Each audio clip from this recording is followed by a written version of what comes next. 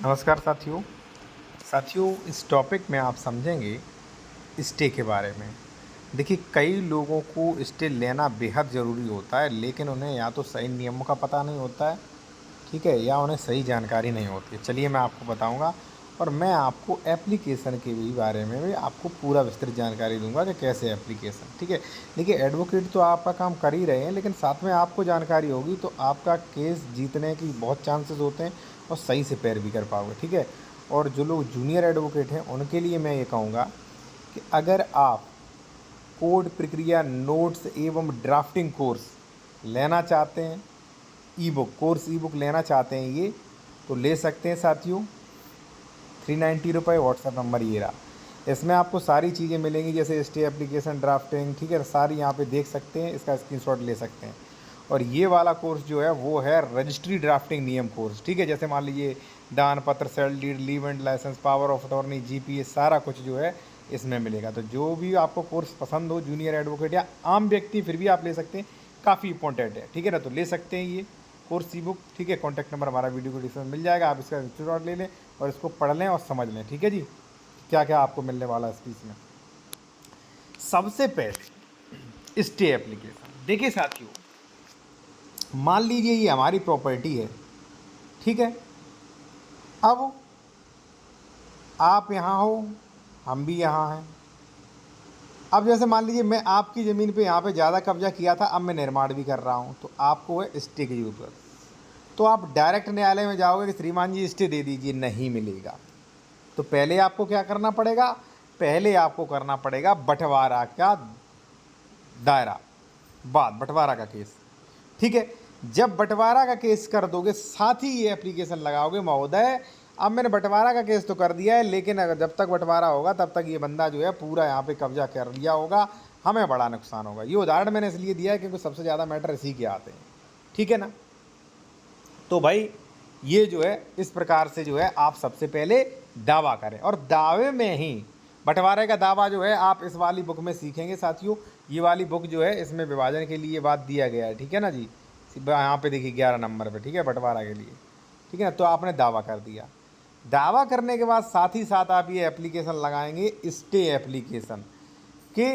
यहाँ पे आप कहेंगे कि न्यायालय श्रीमान उपजिला अधिकारी, अगर कृषि ज़मीन है तो उपजिला अधिकारी, या मान लीजिए अन्य कोई मान लीजिए न्यायालय में, तो जो भी आपका वो हो, ठीक है। तो सेवा में श्रीमान सक्षम न्यायालय, जो भी सक्षम न्यायाधिकारी हो, आप पता करके लिख सकते हैं, ठीक है। जो भी मान तहसील, जिला, वाद संख्या, वर्ष, वादी, जो भी मान लीजिए वादी है उसका नाम, ठीक है, वो वादी प्रतिवादी होगा ही केस में, मौजा बनाम प्रतिवादी, स्थगन प्रार्थना पत्र, ठीक है ना। स्थगन प्रार्थना पत्र। महोदय निवेदन है कि खसरा संख्या, गाटा संख्या ग्राम सभा की संपत्ति है, जो कि ग्राम सभा खाता में दर्ज है। यह काफ़ी बड़ा नंबर है, जो अन्य कृषकों के नाम भी है। प्रार्थी द्वारा विभाजनवाद श्रीमान न्यायालय के उसमें प्रस्तुत कर दिया गया है। विभाजनवाद के निस्तारण तक विपक्षीगण उक्त जमीन पर कब्जा करके मकान बनाना चाहते हैं, क्योंकि यह जमीन नंबर ग्राम मेन मार्ग NH2 पर स्थित है तथा काफ़ी कीमती है। इस कारण विपक्षी गढ़ जो है गाटा संख्या, जो भी मान लीजिए आपका गाटा संख्या है, उस पर निर्माण व अन्य तरीके से कब्जा रोकना अत्यावश्यक कब्जा करना चाहते हैं। यहाँ पे आप देख सकते हैं, आप ये चीज़ ऐड कर सकते हो, ठीक है ना। ऊपर हमने ऐड भी कर दी थी, ठीक है ना। रोकना अत्यावश्यक है, अतः श्रीमान जी से निवेदन है कि विपक्षीगण अन्य लोगों को उक्त आधार पर भूमि गाटा संख्या पर निर्माण कब्जा संबंधी समस्त गतिविधियों पर रोक लगाने की कृपा करें। और यहाँ पे पूरा जो है श्रीमान और प्रार्थी वगैरह डाल के उसमें एप्लीकेशन सबमिट कर सकते हैं। जब डेट आएगी एप्लीकेशन देंगे, ठीक है। तो एप्लीकेशन पे कई बार बहस हो जाती है दो वकीलों में, ठीक है ना। तो जो भी मान लीजिए न्यायिक अधिकारी होगा, अगर उसे लगता है तो वहाँ पे ये स्थगन दे देगा कि भाई फलानी तारीख तक आप रुकिए, ठीक है। अब चलिए दूसरा मैं इसके ऊपर बता देता हूँ, लेकिन मैं कहूँगा जूनियर एडवोकेट हैं तो इस चैनल को ज्वाइन कर सकते हैं आप, और काफ़ी बेहतर क्लास ले सकते हैं। ड्राफ्टिंग, रजिस्ट्री क्लास, कोड प्रक्रिया, ठीक है, न्यू कोड ऑर्डर्स जो हैं PDF हैं, वो भी आप जो है सारी चीज़ें ले सकते हैं, अभी जाके ज्वाइन कर सकते हैं, ठीक है साथियों। चलिए अब हम बताते हैं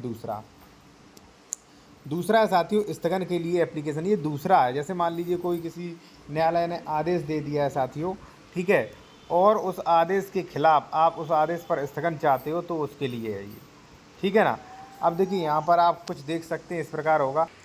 अब आप जो है थोड़ा इसकी भी भाषा साथियों देख सकते हैं, ठीक है ना। और जो देखिए कई लोग जो है लीगल कंसल्टेशन चाहते हैं, कॉन्टैक्ट नंबर हमारा कमेंट में मांगते हैं। तो जो लोग अगर कोई लीगल कंसल्टेशन चाह रहे हैं तो हमारा कॉन्टैक्ट नंबर वीडियो के डिस्कशन में मिल जाएगा। न्यायालय श्रीमान उप जिला अधिकारी, आयुक्त या मान लीजिए जो भी अन्य सक्षम अधिकारी हैं, ठीक है ना। यहाँ पे देखिए उप जिला अधिकारी, तहसील की होती है उप जिला अधिकारी की जिला अधिकारी, आयुक्त वगैरह जो भी हो आपका वो। वाद संख्या, वर्ष, वादी बनाम प्रतिवादी, ठीक है। निम्न न्यायालय की कार्रवाई स्थगन हेतु प्रार्थना पत्र। प्रार्थी निम्नमत निवेदन करता है यह है कि वाद संख्या फलाना फलाना वर्ष, पक्षकार ये बनाम ये, न्यायालय वर्तमान पीठासीन अधिकारी, स्थिति ग्राम तहसील जिला, धारा राजस्व संहिता के विरुद्ध प्रार्थी द्वारा श्रीमान जी के न्यायालय में स्थगन प्रार्थना पत्र चाहा है। भाई जो उन्होंने आदेश दिया उस पर स्थगन, ठीक है ना। यह है कि संलग्न शपथ पत्र में वर्णित तथ्यों के आधार पर प्रार्थी को उक्त प्रार्थना पत्र में सफलता मिलने की पूर्ण आशा है। यह कि निम्न न्यायालय तथा पक्षकार का आपस में समन्वय होने के कारण किसी भी समय बिना साक्ष्य के प्रार्थी के विरुद्ध निर्णय होने की संभावना है। यह कि इस दौरान सुनवाई स्थानांतरण प्रार्थना पत्र निम्न न्यायालय की कार्रवाई स्थगित नहीं की गई तो प्रार्थी की अपूरणीय क्षति होगी। अतः श्रीमान जी से निवेदन है कि स्थानांतरण प्रार्थना पत्र के निस्तारण तक निम्न न्यायालय की अग्रिम कार्रवाई को स्थगित करने की कृपा करें। देखिए पहले स्थानांतरण एप्लीकेशन लगा सकते हैं आप, ट्रांसफ़र, और ट्रांसफ़र के बाद भी आप ये एप्लीकेशन उस पर लगा सकते हैं कि भाई अभी कार्रवाई को स्थगन किया जाए और भाई इस पर जो है ट्रांसफ़र करवाया जाए, ठीक है ना। स्थगन के लिए अलग लगा सकते हैं आप। तो ठीक है साथियों, इस प्रकार से आप कर सकते हैं। और अगर मान लीजिए आप लोग न्यू वकील हैं, जूनियर वकील हैं, तो देखिए सीनियर वकील बहुत जानकारी छिपाते हैं, बहुत कम जानकारी देते हैं, ठीक है। या मान लीजिए जो भी व्यक्ति हैं इनके केस वगैरह चल रहे हैं उनको भी वकील बहुत ज़्यादा कम जानकारी देते हैं। तो आप ये चैनल ज्वाइन कर सकते हैं, समय समय पर वीडियो देख सकते हैं, या आप ये कोर्स वगैरह खरीद सकते हैं साथियों। धन्यवाद।